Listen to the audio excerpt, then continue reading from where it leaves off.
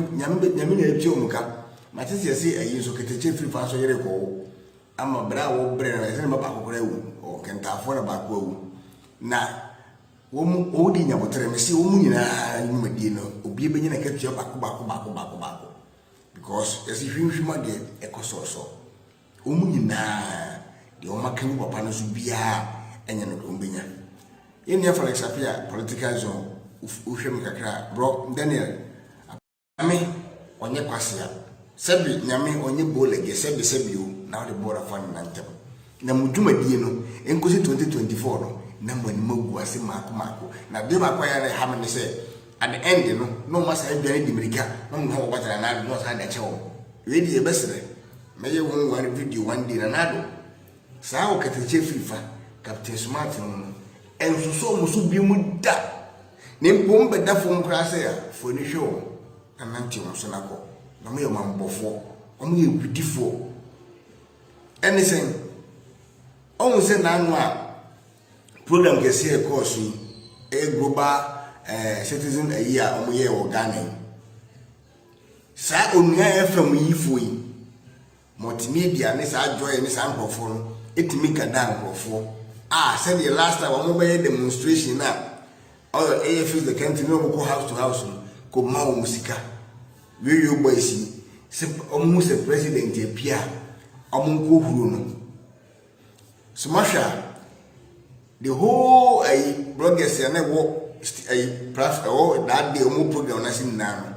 e ba ne say na omunko an ne timi nya sa video no kitu abi a wo bi enya e ba ne say ebikwa America is here no wa bi ma so e ba ne say na omu pe e na timi capture say ni pa na yedi bi ne wachire open kwa e ba ne say o se bro mu yedi na e ti bi su be ji so be boje so ye am wa se omu kan papa no afi omu shout ni ko fo e ba ne say omu so ni nipa omu say e de be top one thing first e wo all the MDC platforms so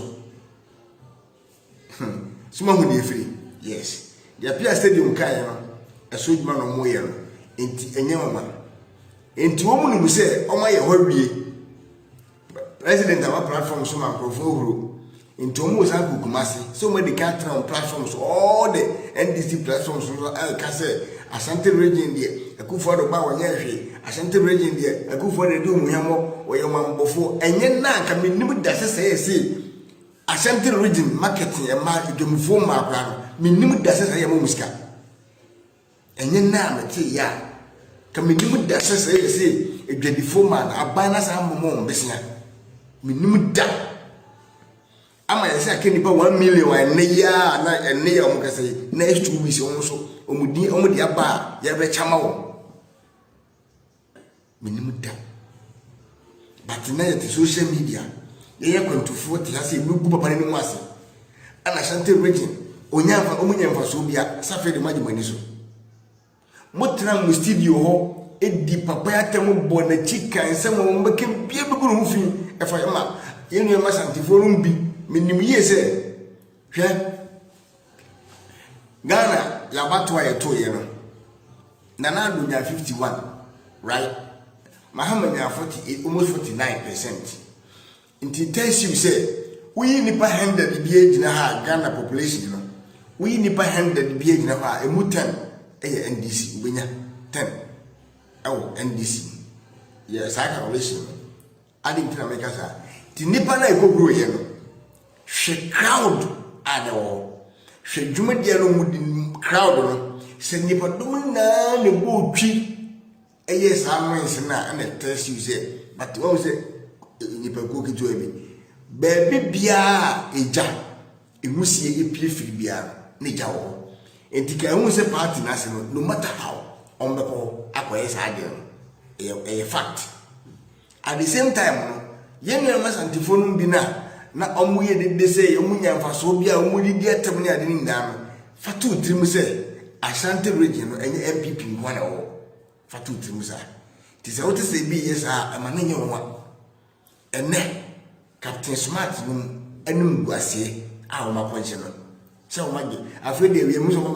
to page se do hu se 90% of Asante region ehun se na Addo duma dia odi no aso mani wo hu mo wie na munye hwe. This is just the beginning. Next week mo sanko mo pa mo ko the whole regions ni na mo baji mani so. Mo free ha mo ko all the regions ni na say mo pese mo gu aban ho fia ade a mo ye bi crazy da. E bi nsi ye ade ntia is because of mo pay masters no akire mo agenda mo nya mo di gu aban ho fi. Mo pese mo ye bia na mo say Asante region but me pa chew. Say Mahama efiri so na different personality eba NDC mu a ene ehu ema MPP e wa Asante region. But say Mahama ya o ka kire mo say Asante for the who di gold wey go ta pa ma wa wo mani nso no say won wa na eba de a captain majisika boni edi mo ye adwuma na so mo adwuma na emfaso bi mfiri so ma America say akyem mu na mate sa mu nya atwom na mo de te wono edwadifo ma enne hwense mo bekan na ba bia be bo maba so se omo me nipa nyina ehu se papa ne ba ye no onya wo mbone ye ma me haje bi be kasa ye e kire se policy as a free education kwa Asante region obi bi ni ho a wonya aso mfa so ne fi bi ni ho no mu a emu nipa enya te se tie bra yi kasa o ba kasa o si watena se we no na otena se wo hu se aban we policies o de ba bia no it tie favor MPP government no o mo policies no tie favor enyafo esen sikafo e ma wo hu enyafo na sikafo ntem difference e wo e right kufo ba ye no na sa tem na ho kire wo o de obe issue health insurance say obe bia e go hospital e wo se wo benefit enye sikafo nko first no uko wo na utu esika na wo ni sika utu ko wo na je so wo be ma na so ba no e ko prepra hospital wan sa na wo ni sika de ayi ni hu e na be fi kufo ba no se no enko ye sika fo nko a e ma o mai muni na enya so mfa so bisi enne yam no kase since events in 70s e be si sabre kire me NDC policies bi o mo de aba one intervention just one it will affect the whole of my benefit everyone the new video to makoma so pa there is no one out betting ya kase on buy no on ade wi ade tag mu na ye evil thing kwa ade tag wo yento dan mema yenko bie nua ni mu yenko ton confirm ko pokina yen enwoma ensem fata ana mo bese te record mo bese te no eye record hu a Afrifa so bi emra o man no citizens na nti ye bra e ka ase yi wo se only MPP government ana wo tena ase no we not no na so tena ase no wo hu so mba bia na o man no ni pa bi nya o so mfa so o nyansa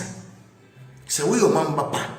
na se nye politics na adwadwen na wo so odwe o man no forget about rules yenya akwan yenya infrastructures ni ade na hwese abaya watimi aba na every person bia wo man no bia enye mfaso fi ne so se nipa we yibu ni kwasia se nipa we yibu ni boni aye efie bi ni ho no abusua bi ni ho no emu nipa